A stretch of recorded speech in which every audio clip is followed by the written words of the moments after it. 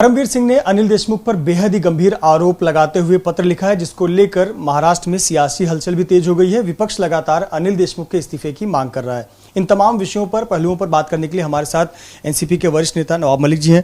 Sir, Bhajpa आक्रामक है, मांग कर रही है कि अनिल देशमुख इस्तीफा दें, और आरोप जिस प्रकार से परमवीर सिंह ने लगाए हैं, पत्र में लिखा है कि फरवरी महीने में सचिन वजह से और अनिल देशमुख की मुलाकात हुई, जहां अनिल देशमुख ने सचिन वजह को ये टारगेट दिया कि आपको ये पैसे कमाने हैं।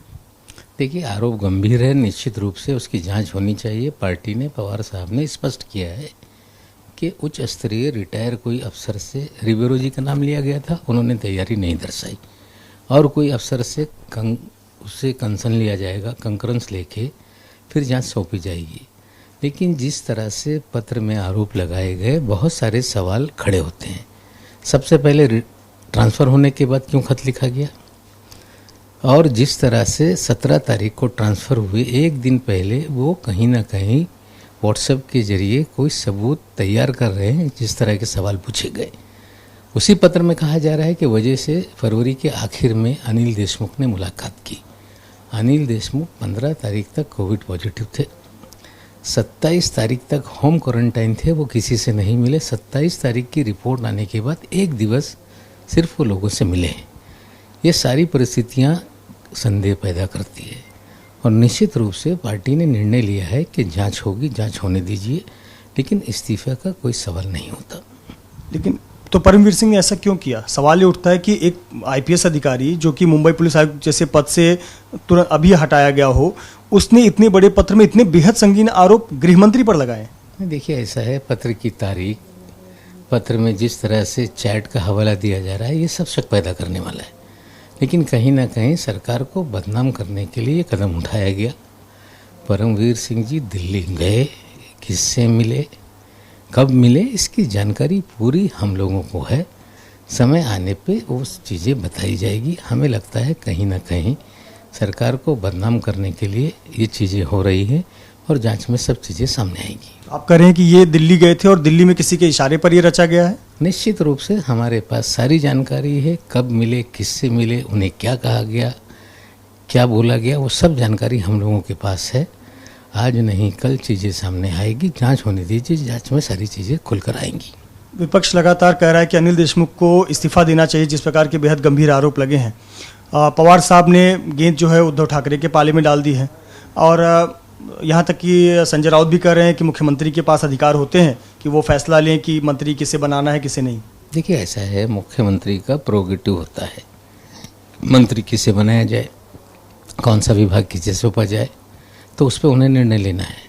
लेकिन पार्टी ने स्पष्ट कर दिया है कि इस्तीफा नहीं देंगे हमारे मंत्री। विपक्ष कह रही है कि अधिकारी ने आरोप लगाया, इस्तीफा दे दो। अतीत देखे भारतीय जनता पार्टी, गुजरात में अधिकारियों ने किस तरह से उस समय के गृह मंत्री पे सवाल उठाए थे, आरोप लगाए थे, तब क्या मॉरलिटी दिखाई थी बीजेपी ने? हमें लगता है ये सवाल करने का नैतिक अधिकार भारतीय जनता पार्टी के पास नहीं है। संजय राठौड़ पर जब आरोप लगे थे तो शिवसेना ने उनका इस्तीफा मांग लिया। अब अनिल देशमुख के पर जब आरोप लगा रहे हैं तो एनसीपी इस पर पीछे क्यों हट रही है? नहीं, एनसीपी ये पूरी तरह से संतुष्ट है कि ये सारा फर्जी मामला है।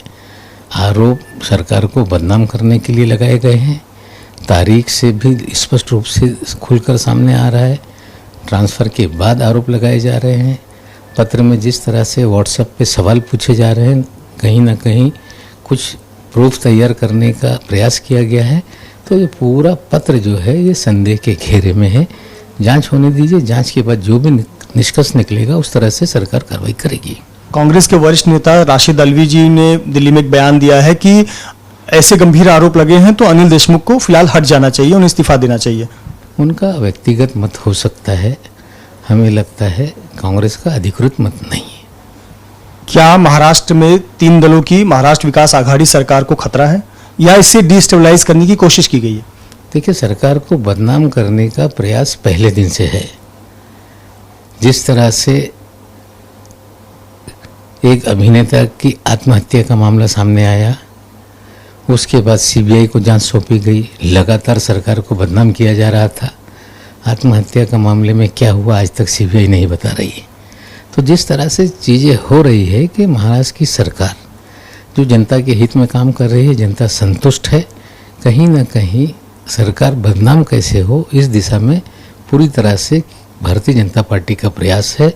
जहाँ तक वजह का सवाल है, वजह की बहाली का निर्णय परमवीर सिंह जी ने लिया, वजह की पोस्टिंग परमवीर सिंह जी ने की।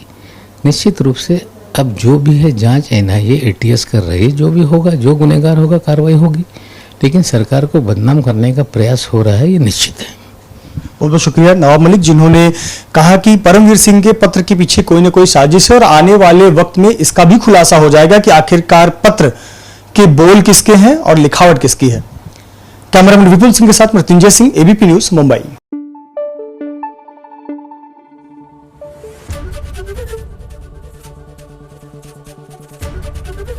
ABP न्यूज आपको रखे आगे।